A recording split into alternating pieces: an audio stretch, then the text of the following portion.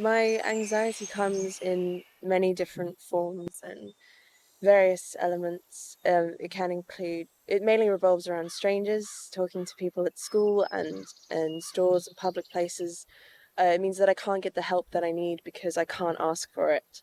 It's too overwhelming and it's very difficult. Anxiety is incredibly common. All human beings have the ability to feel anxiety because we have the ability to feel fear.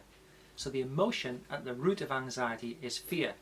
The problem is, of course, is that in the modern day and age, there's nothing to be frightened of, really. So this whole system of fear and anxiety was set up when we were looking out for animals, we were hunting and gathering, and fear was an important signal that something meaningful was about to happen. But actually now, anxiety is just a remnant of that. And actually we're not under threat, but we still feel anxious inappropriately. I guess I get it when, organizational stuff like public transport and buses, just trying to have to think ahead, that really when it starts to kick in. And also like interacting with strangers, having to, talk to people spontaneously, people you don't know. So it's kind of following instructions.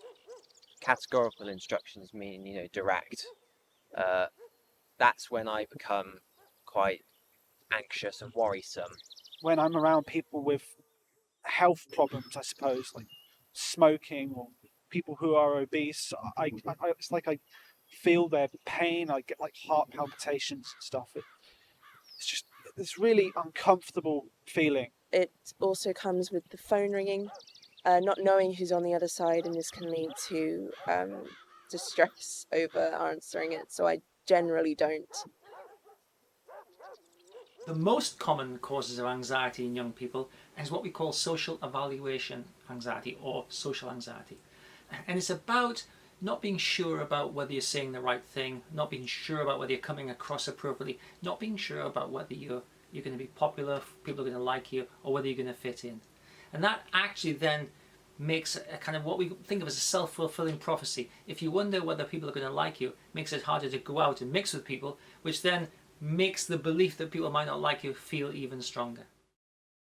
It can lead to panic attacks, which can become very uncomfortable and distressing as your heart beats very rapidly and you're very aware of it beating and you're looking for a danger that you can't find or see.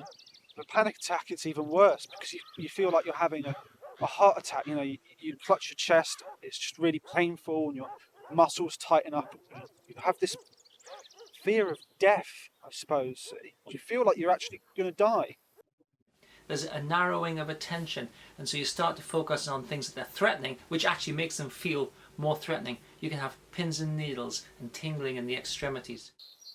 It's a love-hate relationship, very horrible at times, but ultimately it's not just a void with no navigation, right? It's a very complex thing. I usually cope with this by trying to just try and find the positives in the situation without looking too far into the negatives and questioning every motive and decision that I'm making. It's like the rain, it comes right when you least need it, makes you uncomfortable, makes you cold, it makes you shiver, makes you agitated, gets in the way of all your plans. But, if it wasn't for the rain, we wouldn't have any rainbows. And I like to say that we're a star in our own movie, but we're an extra to everyone else. And really, you might think that people are evaluating you to see whether you're good enough or whether you're acceptable. In fact, people are not. Really, nobody's giving you any attention at all. So the best strategy for managing anxiety is to challenge the belief and the emotion and cleave a little bit more tightly to the facts.